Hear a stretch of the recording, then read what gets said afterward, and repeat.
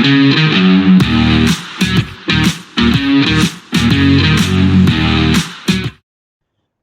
welcome back to the Supercoach Nuff channel. In this video we're going to do a game week 14 review and game 15 preview. Given that there is a short turnaround, there's mid-week games this week, so as you can see 4 o'clock Wednesday morning local time here when game 15 kicks off. So excuse me, before we do that we should probably go through game week 14. So 68 points, which in the end wasn't too bad. You can see well above the average of 54. About 1 million for the game week and into the top 200k. So that is an improvement in our overall rank. So I had a quick look at transfers. I hadn't actually looked at the points, so that is a bit surprising. But as we go through the team, so Areola with that 2. So I'm guessing a goal conceded there against Palace. Yep, fantastic. Simicast with 4. So yeah, guessing that was from an assist because they conceded 3 goals. Trippier with 12, and so a little star there is player of the week or part of the team of the week. So what did he get? An assist, a clean sheet, 3 bonus points. That's why we have him in the team. Gabriel with 2, so I guess 90-minute effort. Yep, just the 1 goal conceded. So then I guess with our captaincy choice, we went with Salah. And it probably was not the best. He did get an assist, so double that to 10. But we can see Son got 10 without, I guess, and that includes the fact that he did concede a known goal. So 2 bonus points probably cancelled that out a bit. But a goal and assist for Son in that draw against Man City. Haaland with, I thought it was an assist. 2 assists, okay.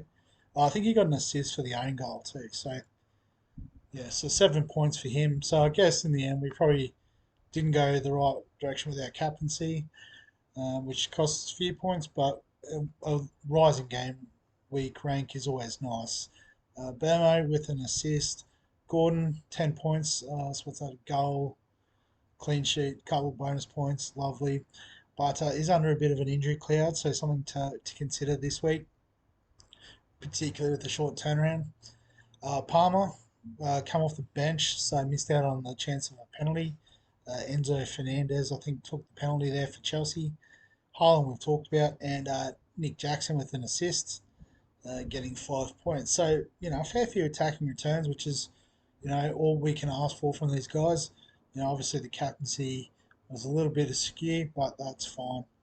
On our bench, so something I hadn't picked up for a few weeks. I felt a bit silly when I looked at it. But Turner hasn't actually played the last 4 games, and I'm pretty sure I played him one of the weeks. So I would have just got Areola's points anyway, so that's fine. But there is a nice option for that this week. Alvarez, an assist, 5 points. Cash with the 1 point. And then he does have a couple of tough fixtures, so we'll be looking at defence for sure. And Kabore, despite being under the injury flag before the game, did get a point. So played 90 minutes. It's great to see. 3 goals conceded isn't the best, and a terrible fixture coming up. So it's sort of the reverse of Villa.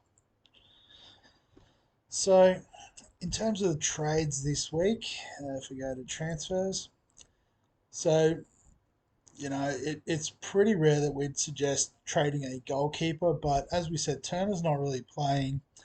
And as it turns out, there is actually a really great option that's come up. So if we go to Newcastle, Nick Pope has a dislocated shoulder. It does say an outside chance of playing, but there's also a lot of reports that he's going to have surgery on that shoulder. So up will step Martin Dubravka. He has experience at Premier League level. Pretty handy backup at 3.9 mil. We love to see it. So we're going to bring Dubravka in. And then the other trade, a couple of options is, do we upgrade Cash because of the tough fixture? Do we upgrade Gordon because of the potential injury? Do we do something different and funky perhaps? So, I mean, if we look at our options, so if we get rid of Cash, we've got 5.6. So defenders, I guess we'll try to look up to 6 and see how we go. So you can see someone like Anderson has been consistent. We did have him there for a time, but the upcoming fixture is terrible. You know, we could go double Arsenal defence with Saliba, or even Zinchenko's been in a bit of form recently. Could see, you know, good returns the last, or 4 of the last 5 even. Guess maybe just getting a little resty against Newcastle, and some good fixtures coming up. So definitely one we could consider. Zinchenko. Uh, just trying to look. So I guess, you know, we've already got 3 Newcastle players, so Shah's out. Don't really trust the Man United defence, although Dallo's been good, I suppose. You know, only 1 goal, 1 assist. Fixture's not the best, so no need to worry about that. Romero's back, so we could get back into a bit of Tottenham defence. You know, other than the Newcastle fixture, their next sort of half a dozen are pretty good. So definitely, you know, and even if you know, Man United isn't the scariest fixture anymore. So, you know, they do have a really good run over the next couple of months. Definitely worth a consider. Um, but I guess the other option, as we said, is to get out of Gordon. So 6.6 midfielders. Going to let us search up to 6.62, which is nice. So Gordon is the top guy in this price range. So that sort of suggests to me that maybe we don't need to rush with a trade there. But you know, some of these names have popped up in the past. Douglas Luiz, Wang Hee-chan, still doing all right for Wolves. Ward Prowse, if you're looking at that set piece threat. Matoma is there or thereabouts. Um, you know, after that, it probably tails away a bit in terms of quality and consistent scoring. So probably leaning more towards, you know, trading out Matty Cash. Um, and you know, I think based on the discussion, we'll try to target Spurs. Yeah, so we can afford Porro if we want to go all the way up to, you know, probably their highest scoring player, and you know, the greatest in terms of attacking threat with those assists. Um, you know, Dogi's, you know, blanked for however many weeks now. Um, yeah, go back a long way to get any attacking returns from him. So I think Porro is definitely the more attacking of the two. Um, and now, so you know, Romero obviously offers stability at the back and the clean sheet, but we do like that little attacking upside as well. So going to bring in Porro. So I've got zero point 0.3 left in the bank. I'll make the transfers.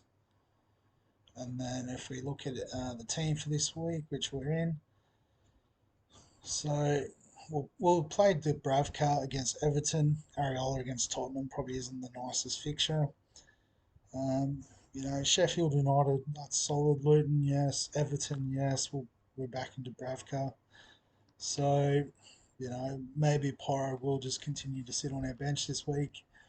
But that's fine. You know, he will get the game at some point. And just because of the injury cloud, we can always move Alvarez out in for Gordon. And we can even always swing it around. So, you know, I guess obviously if Gordon is out, then any other outs would just skip straight to Porro anyway. But we might just force that move a little bit. And then we just need to decide on the captaincy. So our big three, we've got Salah at Sheffield, Haaland at Villa, and Son at home to West Ham. So a bit of a toss of the coin, I think. Son just says Haaland captain, Son vice captain. There's not a lot of logic to it, if I'm being completely honest. Just pure gut feel. So I think we'll go with that anyway. Lock the team in. You know, if we try to overthink it, it'll probably come undone. So that's the team and how it stands at the moment. If you've got any comments or questions, feel free to throw them down below this video. If you're enjoying the FPL content, remember to give the video a like. Subscribe to the channel for all of the fantasy content we've got. BBL kicks off this week. There'll be a video coming in the next couple of days for sure with my final game one team, or week or round one team, I should say. Still got NBL, NFL, and yeah, so get on board. But other than that, thanks for watching as always, and we'll catch you in the next one.